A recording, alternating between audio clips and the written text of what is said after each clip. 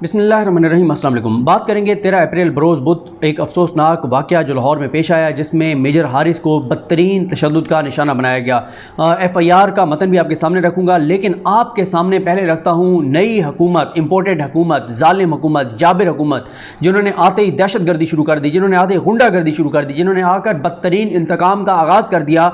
इनके पहले 3 दिन का मंजरनामा आपके सामने रखना चाहता हूँ। कौन सी 6 जो है वो अफसोसनाक चीज़ें हुई, और ये मैं आपको बता रहा हूँ, ये सिर्फ ट्रेलर है। जो पाकिस्तान की फ़ौज के, जो पाक फ़ौज के एक मेजर के साथ इस तरह कर सकते हैं बदतरीन तशद्दुद, क्योंकि दिमाग पे इस वक्त इक़्तिदार का नशा चढ़ा हुआ है। इस वक्त ये दिमाग पे एक ऐसी जो गरूर और तकब्बुर का नशा चढ़ा हुआ है, जिसमें ये कहते हैं कि बस हम सबको कुचल डालेंगे। चाहे कोई फ़ौज का बंदा हमारे रास्ते में आया, चाहे कोई सहाफ़ी आया, चाहे वो कोई सोशल मीडिया वाला आया। यानी ऐलान कर दिया गया है कि जिस तरह वो यजीद ने ऐलान कर दिया था कि जिसको ज़िंदगी चाहिए वो आकर मेरे हाथ पर बैत कर ले। जो इनके हाथ पर बैत कर लेगा, जो इनके सामने लेट जाएगा, जो इस इम्पोर्टेड हुकूमत को का हिस्सा बन जाएगा, जो इनसे पैसा लेना शुरू कर देगा, माल लेना शुरू कर देगा, जो अपने ज़मीर को इनके हाथों बेच देगा, उसके लिए अमान है। बाकी सब के लिए जो हालात हैं वो आपके सामने नजर आ रहे हैं, और ये इनका माजी को ढका छुपा नहीं है। 2014 में आपके सामने है, इन्होंने मॉडल टाउन में जिस तरह से 79 लोगों पर जुल्म किया, लोगों को शहीद किया, और इन्होंने जबड़ों में खवातीन को गोलियां मारी। और वो जो जस्टिस बाकिर नजवी की रिपोर्ट के बारे में कहा जाता था कि वो रिपोर्ट नहीं आनी चाहिए, उसमें एक बहुत खौफनाक बात लिखी हुई थी। आज भी मुझे पता है कि वो एक ऐसा जुमला जिसकी वजह से फिरका वाराना फसादात शुरू हो सकते थे, जिसकी वजह से लोगों को पता चल सकता था कि ये कौन लोग हैं जो इस मुल्क पर मुसल्लत थे, जिनको अब मुसल्लत किया गया है। किस एक जुमले की वजह से उस खातून को जबड़ों में गोली मारी गई थी, उसने क्या ऐसे जुमला कह दिया था। वो जुमला इसलिए निकाला गया था कि जुमला इसी तरह से रिपोर्ट में चला गया तो मुल्क में फिरका वाराना फसादात शुरू हो जाएंगे कि पुलिस की वर्दी में किस तरह के लोग इन्होंने भर्ती किए हुए हैं, ये बातें खुलकर सामने आ जाती। अब 6 चीजें क्या हुई। सबसे पहले जो आपने देखा कि अभी इन्होंने इक़्तिदार संभाला नहीं, पहले से इदारे इनको रिपोर्ट करने लग गए, और उसमें इन्होंने क्या किया कि इन्होंने इक़्तिदार संभालते ही सबसे पहले जो है वो गिरफ्तारी शुरू कर दी सोशल मीडिया के ऊपर जो एक्टिव लोग थे, जिनमें डॉक्टर अरसलान खालिद और बाकियों के घरों पे छापे पड़े, वो आपके सामने हैं। दूसरा इन्होंने काम इस इंपॉर्टेंट हुकूमत ये किया, इन्होंने इक़्तिदार अभी संभाला नहीं, क्योंकि इनको सारे रिपोर्ट कर रहे थे, और लास्ट वीडियो मैंने उसी पे की जो उस पर धचका भी इनको लगा। 6 लोगों का नाम स्टॉप लिस्ट में डाल दिया। तीसरा इन्होंने काम क्या किया, जो सबसे बड़ा इन्होंने काम किया तीसरा, वो क्या जनाब, नासिम जोखियों के जो कातिल थे उनका नाम चालान से निकाल दिया, उनको NRO दे दिया। जाहिर है जब मॉडल टाउन के 14, 15, 16 शहीदों के कातिल को, मुबैना कातिल को, जिसके ऊपर FIR है दहशतगर्दी की, अगर उसको वज़ीर आज़म बनाना है और उनको इक़्तिदार में उस खानदान को लाना है, तो फिर एक बंदा अगर नाजिम जोखियो जो है उसको शहीद कर दिया, उसको कत्ल कर दिया पीपल्स पार्टी के गुंडों ने, दहशतगर्दों ने, तो कौन सी बड़ी बात है। जहां पे 16 कत्ल करने वाला दिन दिहाड़े वो वज़ीर आज़म बन सकता है, तो उस बेचारे को, उसने तो एक कत्ल किया, एक कत्ल की क्या बात है, एक आम बंदा था ना, मारा गया, बस खत्म। क्या हो गया, इतने लोग रोजाना मरते हैं पाकिस्तान में, एक अगर इन्होंने मार दिया क्या बात है, उसका नाम निकाल दिया। और इससे पहले जिन 3 वोटों से शहबाज शरीफ वज़ीर आज़म बने हैं, उनमें एक नाजिम जोखियों के कातिल का वोट था, एक अली वजीर का केस के वोट था, तीसरा मोहसिन दावर का वोट था। मोहसिन दावर और अली वजीर वो हैं जिन्होंने पाकिस्तान की फौज पर हमलों पर उकसाया है। अली वजीर की वीडियोस मौजूद हैं पश्तो में, जिनका आप उर्दू में तर्जमा करें तो वाज़ेह तौर पर वो उकसा रहा है लोगों को कि पाकिस्तान की फौज पर हमले करें। तो ये, और फिर उन लोगों को इक़्तिदार में लाया गया जो कि आप देखें, जो उन लोगों को सपोर्ट माजी में करते रहे हैं जो पाकिस्तान की फौज के जवानों के गले काटते हैं। तो ये वो चीजें हैं जो बड़ी अफसोसनाक हैं। अच्छा, फिर अब क्या हुआ कि अगली जो बात हुई, ये 3 चीजें हो गई। चौथा काम ये हुआ मेरिट में आपने देख लिया, एक बुजुर्ग शहरी, उसके ऊपर जो तशद्दुद हुआ, अगर मैं कहता हूं उसने क्या ही दिया था, लोटा। और दूसरी बात यह है, क्या एक जो वोटर है, क्या एक वोटर का हक नहीं है कि वो पूछे अपने MNA से कि मैंने तो तुम्हें वोट किसी और के नाम पर दिया था, मैंने तुम्हें किसी और चीज का मैंडेट दिया था, मैंने तो तुम्हें वोट इसलिए दिया था कि मुझे यह लगता था कि तुम उस जमात के टिकट पर वोट लड़ रहे हो जो आसिफ अली जरदारी और नवाज शरीफ का एहतसाब करेंगे। तुमने हमारे ही वोट से इलेक्ट होके आसिफ अली जरदारी और नवाज शरीफ के साथ मिलकर उस बंदे की हुकूमत को गिरा दिया जिस बंदे ने इनकी करप्शन को गिराना था, जिस बंदे ने इनकी करप्शन और लूटमार को बंद करना था, जिसने इनको जेलों में डालना था, जिसने इनका एहतसाब करना था। तो क्या एक वोटर नहीं पूछ सकता? क्यों नहीं पूछ सकता एक वोटर? और अगर उसने वर्बली पूछ भी लिया था, अगर उसने गलत भी कर दिया था, धमकी दे दी थी, तो क्या पुलिस के पास नहीं जाना चाहिए था? कौन सा आइन, कौन सा कानून, कौन सा जाब्ता, कौन सा इखलाक, कौन सा जाब्ता इस चीज की इजाजत देता है इस तरह से कि आप जाके और हमलावर हो जाएं और बुजुर्ग शहरी के ऊपर आप बदतरीन तशद्दुद करें? और फिर ये नहीं कैसे तशद्दुद किया, तशद्दुद करने के बाद जो अगला इन्होंने काम किया वो ये किया कि इस तशद्दुद के बाद पुलिस को तलब किया गया, पुलिस को बुलाया गया, पुलिस दरबार में हाजिर हुई, पुलिस वाले हाथ बांधकर खड़े हुए और वहां पर एफआईआर दर्ज करवाने के अहकाम दिए गए और रिपोर्ट दर्ज करवाई गई।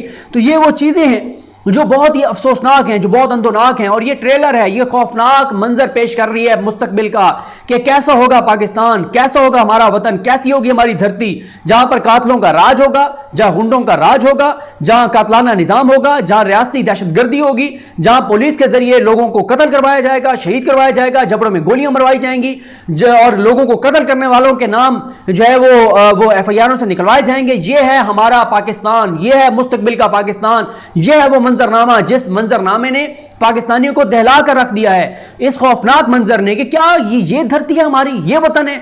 और पता नहीं पाकिस्तान को हमें भीख में मिल गया था, कोई कुर्बानी नहीं दी गई थी इस मुल्क के लिए। ये इस मुल्क के साथ इस तरह का खिलवाड़ होना था, जिस तरह के इस मुल्क के साथ खिलवाड़ किया जा रहा है कि जिस तरह से कोई पूछने वाला नहीं है, कोई अदालत रात को नहीं खुल रही, दिन को नहीं खुल रही कि भाई किस कानून के तहत तुमने नाजिम जोखियों के कातलों को नाम जो है वो चालान से निकाला है, किस तरह से तुम सरेआम यहां पे एक मेजर को के ऊपर तशद्दुद कर रहे हो, एक बुजुर्ग के ऊपर पहले उसके ऊपर तशद्दुद कर रहे हो, फिर पुलिस को बुला के एफआईआर करवा रहे हो, लोगों को घरों से उठा रहे हो, लोगों के नाम स्टॉप लिस्टों में डाल रहे हो। भाई खोल लेना, इस बात पर भी को रात को अदालत खुल जाए, लोग कह सकेंगे हाँ यार पाकिस्तानियों की भी फिक्र है हमारी अदालतों को। अब इसके अलावा फिर क्या हुआ, मैं एफआईआर के ऊपर जाने से पहले एक चीज और मैंने ये लिखी हुई थी जो मैंने आपके सामने रखनी है कि किस तरह की चीजें हैं जो हमारे मुल्क के अंदर हो रही हैं। स्टॉप लिस्ट वाले मैंने आपको बता दिया, सोशल मीडिया गिरफ्तारियां बता दिया, मैरी टोटल बता दिया, नाजिम जोखिया बता दिया।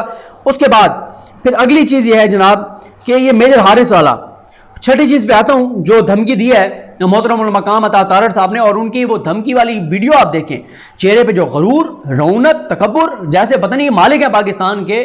कोई मसला नहीं है तारड़ साहब, कोई मसला नहीं है, इजी हो जाए, बहुत वक्त पड़ा है, बहुत लंबा ये सफ़र है। इतना ये नहीं है कि आप जिस तरह से आप इक़्तिदार में आए हैं तो आपको लगता है कि आप सारों मुखालिफिन को उठा के जेलों में डाल देंगे, किसी की जबड़ों में गोलियां मारेंगे, किसी का गला काटेंगे, किसी के ऊपर फायरिंग करवाएंगे, किसी को पुलिस मुकाबले में मरवाएंगे। इतना आसान तारड़ साहब ये नहीं है, ये वो पहले और दौर था, अब इतना आसान नहीं है। और एक ऐसे वक्त में जब पाकिस्तानी कौम इस वक्त जाग चुकी है, पूरी पाकिस्तानी कौम सड़कों पर आने को तैयार है। पेशावर में आपने देख लिया आप लोगों के साथ क्या हुआ है, तो अब इतना आसान नहीं है ये गुंडागर्दी और ये बदमाशी जिस रौनक और तकब्बुर से आप बैठ के धमकियां लगा रहे थे। ये जनाब देखें, ये एफआईआर है जो कि दर्ज हुई है। ये कौन सा, ये मैं आगे आपको चल के थाने का भी बताता हूँ। ये है जनाब थाना गार्डन टाउन ज़िला लाहौर। अच्छा, ये दरख्वास्त है बाखिदमत जनाब SHO साहब थाना गार्डन टाउन लाहौर। जनाब अली गुजारिश है कि मेरा बेटा मेजर हारिस अपने घर कैंट से इफ्तारी करने के लिए बवक्त 4:50 पर की शाम ससुराल इकबाल टाउन जा रहा था कि रास्ते में कैलरी ग्राउंड के पास कैबन लैंड क्रूजर ने मेरे बेटे की गाड़ी को ओवरटेक करते हुए हिट किया और मेरे बेटे के साथ बदतमीजी करने लगे, जिस पर मेरे बेटे हारिस ने बतलाया कि वो आर्मी ऑफिसर है। 5 से 7 नामालूम लैंड क्रूजर में सवार जो शख्स थे वो तैश में आ गए, तशद्दुद करने लगे और जद्दोकोब करने लगे। मेरे बेटे हारिस ने मौके से बच बचाव करने के लिए फरार होने की कोशिश की तो 5 से 7 नामालूम अफराद जो हैं उन्होंने लैंड क्रूजर में जो थे उन्होंने मेरे बेटे की जान ना छोड़ी और मेरे बेटे हारिस की गाड़ी नंबर फलां को मसूद अस्पताल के सामने जो है वो फलां गाड़ी नंबर ने आगे आकर रोक लिया। ट्रैफिक के रश की वजह से मेरा बेटा गाड़ी ना निकाल सका तो मौके पर 5 से 7 जो है वो नामालूम अफराद ने मेरे बेटे की गाड़ी के शीशे आईनी राड से तोड़ दिए, घसीट कर मेरे बेटे को गाड़ी से निकाल लिया और मेरे बेटे हारिस को जान से मारने की नीयत से आईनी राड से तशद्दुद करते रहे, जिसकी वजह से मेरे बेटे का खून निकल गया और मुसलसल 5 से 7 अफराद मेरे बेटे को मारते रहे। मौके पर राहगीरों ने मुदाखलत करके मेरे बेटे को इन 7 अफराद से बचाया और दौरान तशद्दुद मेरे बेटे का iPhone 11 भी चोरी कर लिया गया। मेरे बेटे को नाक तशद्दुद किया गया और हरासा किया गया। मैं दरख्वास्त पेश करता हूँ कि इन 7 नामालूम अफराद के खिलाफ जो है वो कानूनी कार्रवाई, जो जिन्होंने ज्यादती की, कानूनी कार्रवाई की जाए इनके खिलाफ और बाकी आगे जो कार्रवाई है वो सारी लिखी गई है और ये सारे आगे जो भी बाकी कार्रवाई है वो की गई है। तो जनाब ये वाक़या है, ये मामला है कि एक फ़ौज के मेजर जिसके बारे में अरशद शरीफ साहब ने लिखा है कि वो सियाचिन पे जो है वो जंग लड़ता रहा है, जो अब भी पाकिस्तान की इस वतन की धरती के दिफा के लिए अपनी जान तक हथेली पे रख के जाता है, जो हमारे जवान अपनी जानें कुर्बान करते हैं। क्या इस तरह के पाकिस्तान के लिए हमारे शहीद खून दे रहे हैं? क्या ये पाकिस्तान हमने बनाना है?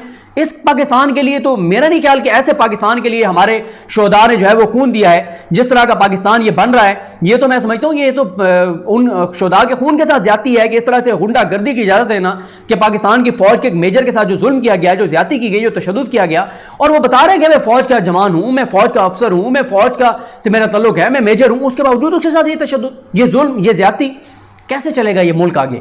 और छठी चीज मैं आपको पहले बता चुका हूं कि तारड़ की धमकी, तो ये वो मुस्तकबिल का मंजरनामा है खौफनाक, जिसका ट्रेलर आपने देख लिया।